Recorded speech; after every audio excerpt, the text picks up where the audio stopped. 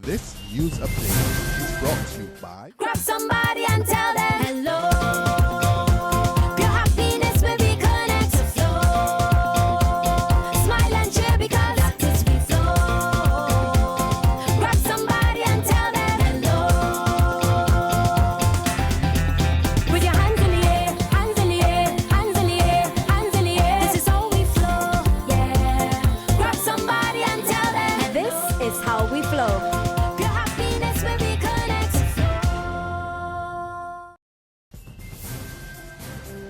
It's Tuesday, November 10, and this is your Barbados Today afternoon update. I'm Kmar Jordan. Thanks for joining us. Scores are gathering at the Garfield Sobers Sports Complex to pay their final respects to Shakira Shepherd, and Waveney Johnson at this hour.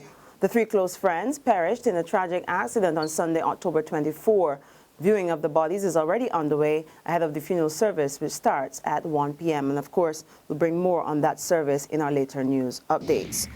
Meantime, it's time for the Caribbean to abolish the death penalty from its law books. That's according to a spokesman for the coalition group against capital punishment known as Greater Caribbean for Life. That official is now on island to spread the group's message. Deputy chair of the group, Camilo Campos Cruz, concedes that while crime is an ever-present concern in the region, the death penalty is not the answer. Speaking to Barbados Today last evening, he says there's enough evidence to show it does not work, and the region needs to have a frank conversation on the way forward. The country that executed a person was St. Kitts, and after that execution, the number of murder in that country duplicated. So there are other issues like what Bill was talking about the effects on the victims. Many people believe that all victims are for death penalty. That is not necessarily true. And also we were talking about the need of organizing the Caribbean society to have long-term changes in this topic. It's key to people to become aware of the issues and to become active if we want to have a permanent change in the situation, not only in the imposition of the penalty, but in terms of having a more secure, a more humane society in our countries. Washington slaps Barbados with a travel advisory, warning Americans to be on alert amid a recent upsurge in robberies involving firearms and high levels of violence. The Bridgetown-based embassy cites robberies against local businesses with multiple employees that pay salaries in cash, including construction sites, bars, and convenience stores. It warns that in most cases, criminals are wielding firearms, and attacks usually occur on Fridays when most businesses pay their staff. The U.S. advisory also highlights several other incidents, including a recent mugging in the South Coast community of Hastings, where multiple assailants violently attacked pedestrians strolling after dark. It also raised concern about reports of men posing as maintenance workers to gain access to homes, mostly in the Pine Gardens, St. Michael area. The advisory also warned Americans to be wary of groups of men attempting to lure vehicles into stopping by pretending to have car troubles or by placing a baby in a car seat by the side of the road and then beating and robbing the vehicle's occupants. This advisory comes on the heels of a security alert issued on the October 19, which advised Americans to be aware of perpetrators trying to steal valuables from cars in traffic along the Pine East-West and Pine North-South boulevards. In other news, this Tuesday, Awarak Cement Limited is hoping to complete talks this week with the Barbados Workers Union on its ongoing restructuring exercise. Last month, then, workers were severed from the company, and according to General Manager Rupert Green, another 40 are likely to go home. We are in the final stages of our consultations with the Barbados Workers Union, and we are hoping that really by the end of this week we would finalize. We can't speak to the numbers. I wouldn't want to disclose the numbers, but what I would say initially that we were looking at a total staff complement leaving the company or exiting the company of 40. So at present, the management team there are at the Barbados Workers Union, and the consultations are going on. We hope that to close those consultations certainly by the end of this week. Company officials, meantime, are however assuring that the ongoing restructuring exercise in no way means that the cement manufacturer is abandoning its Barbados operations. Chairman of TCL Board, Wilfred Espinay, says while they've suffered a fall-off in sales, Awarak is here to stay. The board of directors had a concern that we had a number of companies in the group that had to change what was happening to them. They were losing money, several of them were losing money, and we had to fix them or to dispose of them.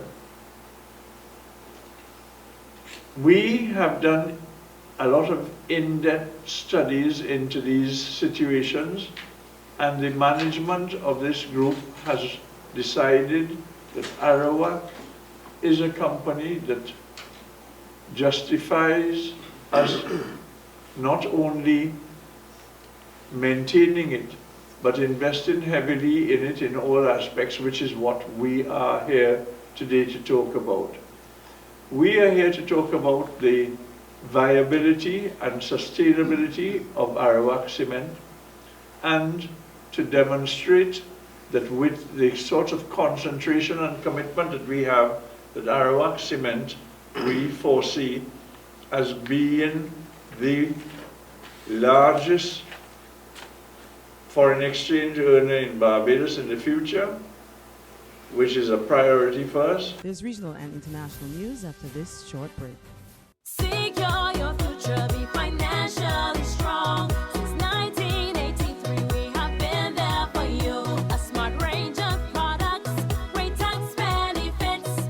We're the solution to your hopes and your dreams. The Barbados Workers Union Cooperative Credit Union. The Barbados Workers Union Cooperative Credit Union. Humble beginnings to smart loans, smart savings.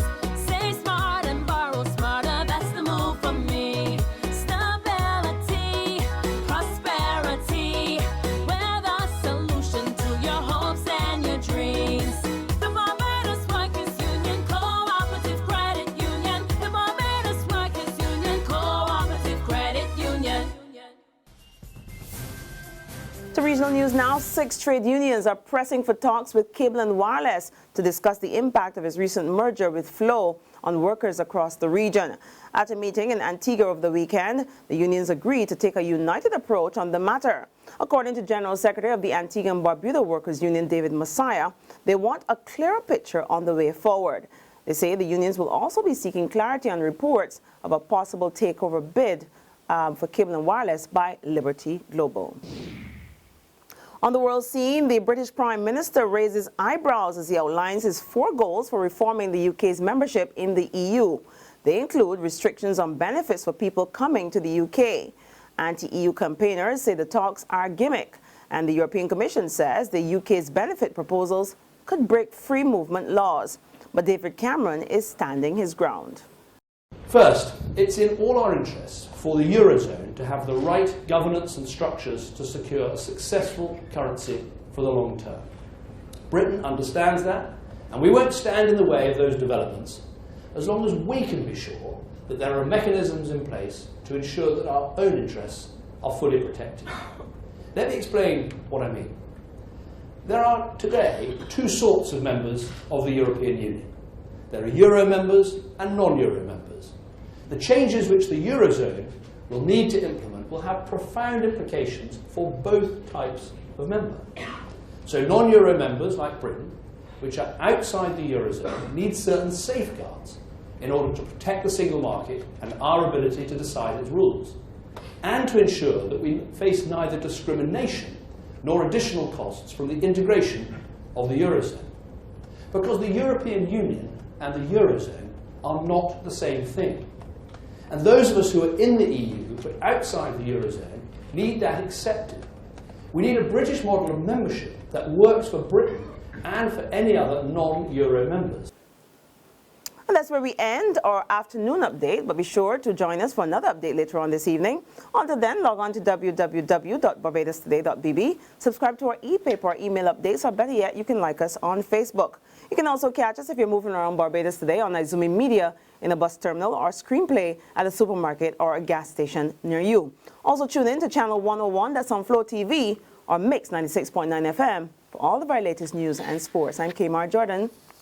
Have a fabulous afternoon, and we'll see you again very soon.